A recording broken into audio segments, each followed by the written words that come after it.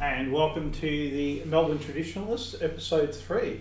I'm Mark Moncrieff from the Melbourne Traditionalists, and I have with me David Hiscox from XYZ. How are you, David? Very good, Mark. Thanks for having me again. It's always a pleasure to be here. It's been a big week. I can't believe Manu is going to be off MasterChef. It's terrible. Oh wait, I guess we have to discuss more important matters, don't we? Well, only if you insist. Yeah, I guess we should. I guess we could. I think he's insisting. Yeah. It's either that or drugs in sport, and that's boring. Actually, one thing that we didn't discuss before we came on, Yes. but we saw a movie on Friday night. Ah, yes, Don's Party. Yes, Don's Party, 1977. Yeah. A very interesting and bizarre experience, wasn't it? It was bizarre. It's quite degenerate. Yes, yes. It's a movie which, when you're watching it, you think it's at first glorifying the lefties of the era. Because I think it is written by a lefty, but it also... It's written by the playwright, David Williams. Right, is he a lefty? Okay, I should know my facts. Is he a lefty? Oh, I don't know specifically, but Yeah. he's a playwright. Yeah. So... You just answered my question. Yeah. It seems to be a critique of lefties, of socialists, because the movie, it presents the dinner party on the night of the 1969 election. Yes. Here in Australia. And everyone expects Labor to win, and Yes. Labor does not win. Yes. And there's one couple in the entire dinner party who are not socialists. And the man is a bit of a beta cuck and the woman is a bit ditzy.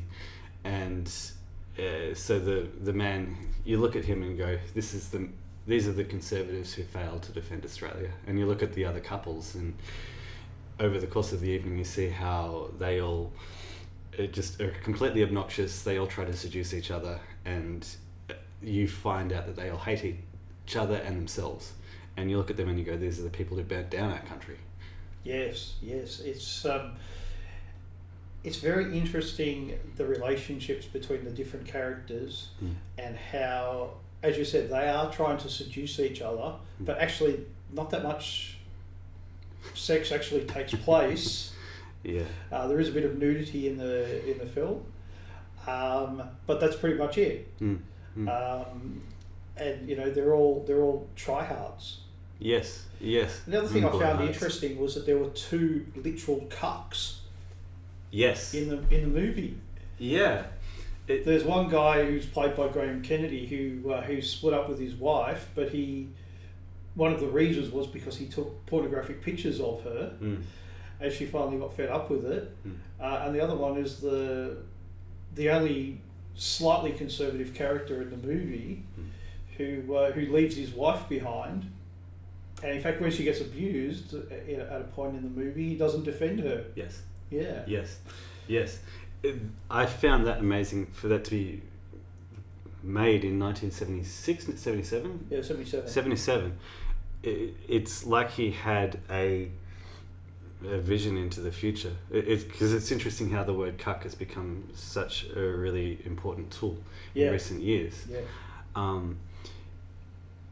Interestingly, it's the word cuck is it's used overseas in traditional societies. If you look at it, right. There's another movie called Stromboli, I think.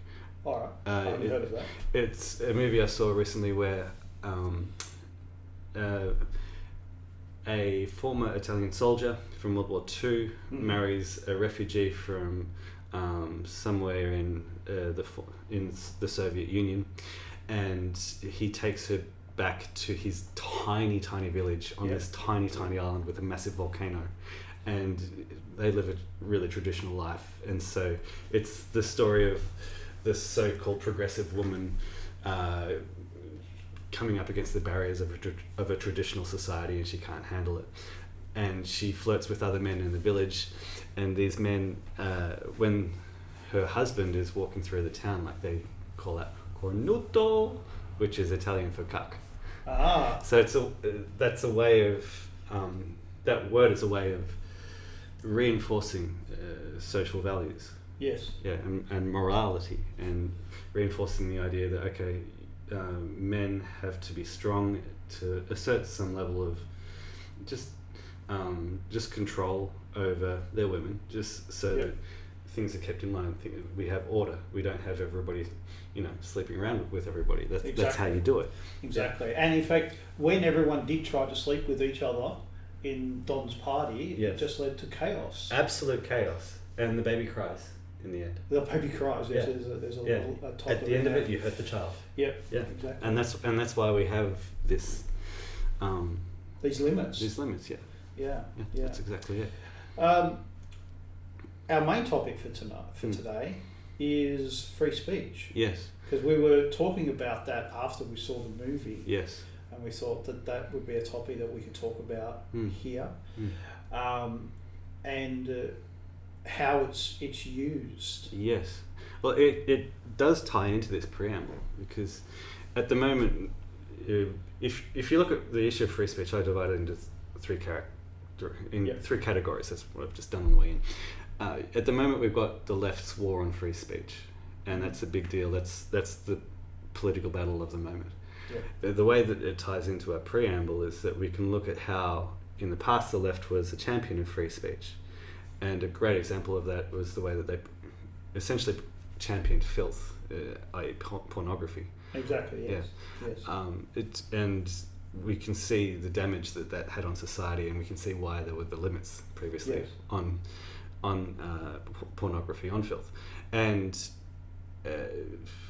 from there, we can see how at the end of the day, the idea of free speech is a liberal value. Yes, it's in the US Absolutely. Constitution, but it's been reinterpreted from the start. In the US Constitution. Yes. And we should see the issue as the left only champion free speech in order to win. Yes. Yes. Yes. As I was saying to you before, I think it's amazing that free speech really only became an issue in the 20th century. Yes. Yes. So the First Amendment of the US Constitution was there from 1789, but really it's 100 years before it really starts to become a contentious issue. So people obviously knew what it meant. Yes. Yes. But partly that's also because the US federal government became more powerful over that time, and before that it was always dealt with by the states. Yeah. So the states could actually make their own individual laws and tailor it more to what was acceptable in a local area. Yeah. Right. And over time that's been jettisoned. And now in the United States and in most countries in the world, it's the national government who makes the decisions, and local feeling has nothing to do with it. It's all supposed to be about broad, universal principles. Yes, the left like them. Which of course is a liberal trait. Yes, okay. And one of the great rulings about free speech was actually given by Oliver Wendell Holmes in 1918, when there were some anarchists who had been arrested because they were handing out anti-war leaflets during the First World War. And he gave the famous phrase that freedom of speech doesn't mean that you can yell fire in a crowded theatre. Right, yes. So, and many people say, well, that's just common sense, isn't it? Yes. All right. And here it is codified into law. But the left, of course, have always been pushing that idea that subversion should be something that's allowed. Yes. Yes. And pornography, as you mentioned before, that's one of those things that is subversive, that's pushed to create problems so that they can come in and fix it. Yes. Yes. And or at least claim to. Yeah. And it wasn't just in more recent times in the West. It was they were pushing it in the 20s and 30s as well. Yeah. It's been a constant sort of push just to undermine traditional family values.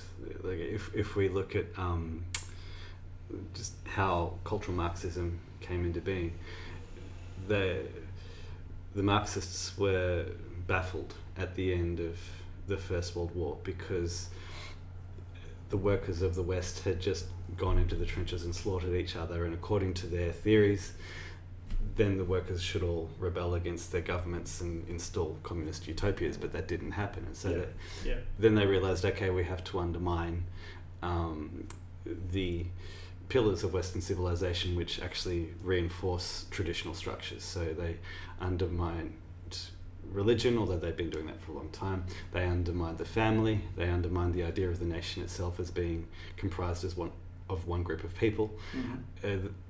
And so they attack that from all sides. And so pornography is a way of doing that. It just speaks to your base instincts, your selfish instincts, and it makes sex not part of it. Removes sex from the idea that it's designed, for being in a relationship with someone and creating children. Yeah. And it becomes it becomes all about the self and what you want, and it becomes a vice rather than something beautiful. And so that's the whole point of that. But I'd also point out something that is related to freedom of speech, and that's advertising. Oh yes. And we don't normally think of that as something we just think of it's always been there. Mm-hmm. But actually it hasn't always been there. There was a time when advertising didn't exist. Yeah, right. And then over time it's come up. But actually there are things that are advertised that shouldn't be able to be advertised. Mm-hmm. And one thing I always see is call shine lawyers. Yes, I actually lawyers should not be able to advertise. It should be above that. The law should be above that kind of thing. And but lawyers are as greedy as anybody else. Yep. And they're out there saying, no, you give us your business. Yes. But of course, what it does is it favours the big players. It favours the big law firms. It favours the big multinational companies. It favours Bunnings over your hardware store, your local hardware store. And this is something that I've talked to people a lot about. Is if you want to buy a hammer, where would you buy it? Bunnings. And then I said, oh well, where else? And most people can't give me an answer. Because the hardware stores are closed. Exactly, because that's basically where you have to go.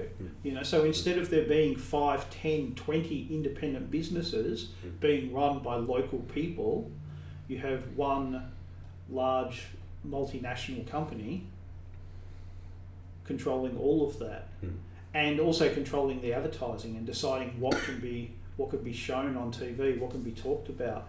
So another thing that really gets my goat is car ads.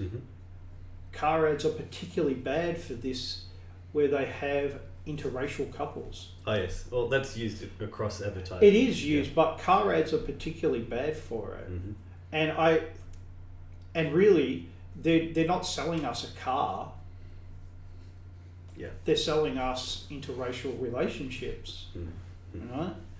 And you can say that's good, you can say it's bad, but it's not what they're pretending to sell us. Yes.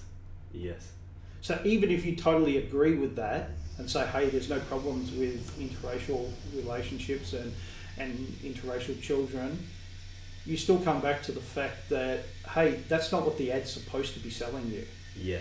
Well, it's like there was a memo that went round about 5 or 10 years ago to all of 2010. That's when it really flipped. Yeah, it's literally like a memo. It's like when you watch the videos on YouTube of all the different talking heads on all the different networks. Yes. Saying the same speech about how fake news is bad and it's important that people get their news from authoritative content, and they're all reading out the exact same memo that's gone around. It's like that exact same memo has gone around to all the advertising agencies, and it's across the board.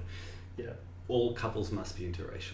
And I remember in 2010, 2011, there were a lot of articles in the newspaper about, hey, advertising's very white. Yep, I remember. Everyone's white. Yes. And then all of a sudden, boom, just like that. And there's the memo, isn't it? Yes. It's not something hidden. They don't hide it from us. Yes. They put it right in front of our face. Yep. They rub our face in it. And they shove out. And then they rub it again. Yeah. So this is interesting because we would be able to counter this, and we did. XYZ, we started that up in 2015. I was inspired by the Pickering Post here in Australia, by a number of YouTubers over in America, and the numbers that I used to see on, like, for us and for Pickering Post, for the YouTubers, view counts, whatever, were big, because the algorithms that Facebook and YouTube and Google had for us back then, it was simple. You get engagement, something goes viral. Literally, it just goes viral. Like, it just, you have a knock-on effect. Somebody shares it, somebody likes it, it just goes big. And it was unfettered, and it was allowed to just go huge. And the left, if we go back to sort of the late noughties, early 2010s, the left were very good at the internet. Barack Obama was known for his social media campaigns. Same with Kevin Rudd. You know, they called him Kevin 07, like he's a stuffy little old man. But they called him Kevin 07, and he was cool on the internet. And then conservatives learnt to internet. So people on the internet hadn't met him. Yeah, that's right. So yeah, then conservatives learnt to internet, and we just dominated because our ideas are better. We have smarter people. We have more creative people, and we remember what funny is. Yes, we remember what funny is. We have a good sense of humour because we have just that open mind, and they were a great few years, because all of a sudden the internet became a way for all the conservatives to all talk to one another and get past their own little social circles, which would had their own rules and stopped us from, well, in my old social circle, I would talk openly about what I thought, and then because I was outnumbered, they wouldn't necessarily engage with what I said. They would just be like, "Oh no, you're crazy. You're far to the right. You're on the fringe. Why don't you just be more like us normal people?"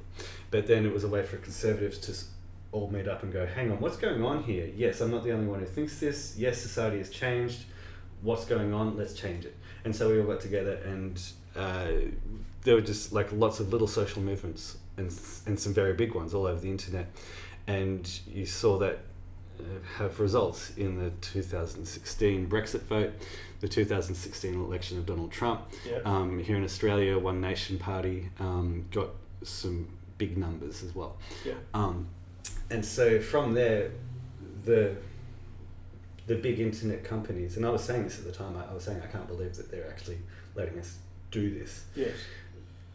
And we've seen from the footage, from what they've said to each other and what they've said to, like, say, Project Veritas now, they did not like the fact that their platforms were being used by conservatives to push a conservative agenda. And so now this is getting back to my point one about, like, the current war on free speech.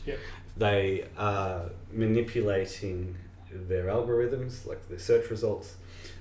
They're manipulating the rules just by their silly community guidelines to basically push conservatives off their platforms and to prevent us from finding information which contradicts the left-wing narrative.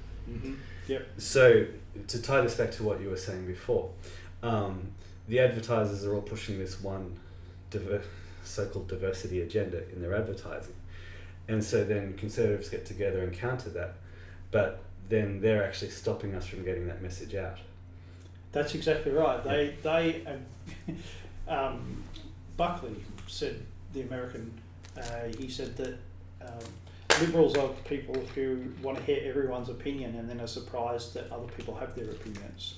Yes. That's not a direct quote, it's a paraphrase, but it's you see this over and over again because they really believe that they're the only people who have thoughts. And you see that, and that their thoughts are correct. And you see this in the way that they argue. We were just talking about this before. Like, they'll, rather than actually trying to counter your argument, they'll repeat what you said and then say, "I can't believe they said this racist thing," assuming that everybody thinks the same way that they do. And that's a very interesting point. That it's constantly just, they say that they believe in this wide range of views, but they're always very narrow. And if you fall outside that, and I think you do, David. Probably. Yeah. Then it's time to find a way to stop you from being able to speak. Yes. Yes. Right? So one of the arguments that you'll hear nowadays is speech is violence. Yeah. Yeah. So you can't actually say anything. And the other one that they like is if you voice even mild criticism of something, then that's hate. Yes. Yeah. Right? And they've got that other... So if you argue, I think immigration should be reduced by 1%, well, that's not their opinion. You're obviously a hater. You're obviously a racist and a bigot. Yes. Which is very bizarre. But it's not free speech. No. And we're going to come to a time, I don't think that far away, where people are actually going to have to choose. Do you mean whether we want free speech or whether it's right to impose limits on it? Yes. Yes. And, you know, even if the left gets what they want and limits are imposed, then we can turn that to our advantage. Yes, absolutely. Because there are things that we don't want them to say. Yeah. Yeah. Well, as we were saying before, that's the whole reason why they wanted freedom of speech. They wanted to undermine these pillars of Western civilization. That's exactly right. It's a tactic. It's not a principle. Absolutely. Absolutely. So at the moment it suits us, and that's why it's a battle at the moment. But yeah, they've got to be careful what they wish for, because yes, we all have to be careful what we wish for. Yes, yeah, it's a scary one, because like Matty's Modern Life, he makes the argument on a regular basis, and it's got some merit, that if you limit people's freedom of speech, then that will just lead to escalation, because if people can't express themselves through what they say or what they write, then they're going to find other ways to achieve political goals.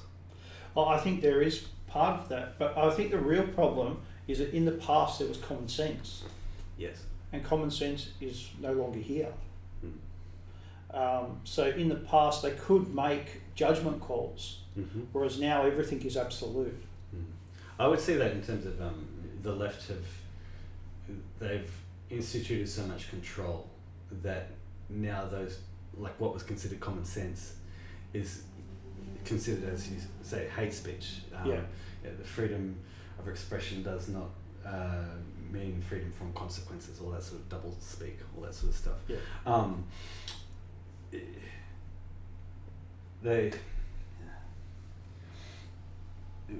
In the past you were able to say, well, of course a man is not a woman, but now it's understood that, you know, if you say that in certain situations, you're going to not just be challenged, but like you could have your livelihood threatened, you could have your freedom threatened, and so people self-censor it. So that's an example of how the cultural Marxists have been able to take control, not only of the narrative but of the system of control, whether it's the legal system, whether it's the institutions, whether it's the government instituting laws.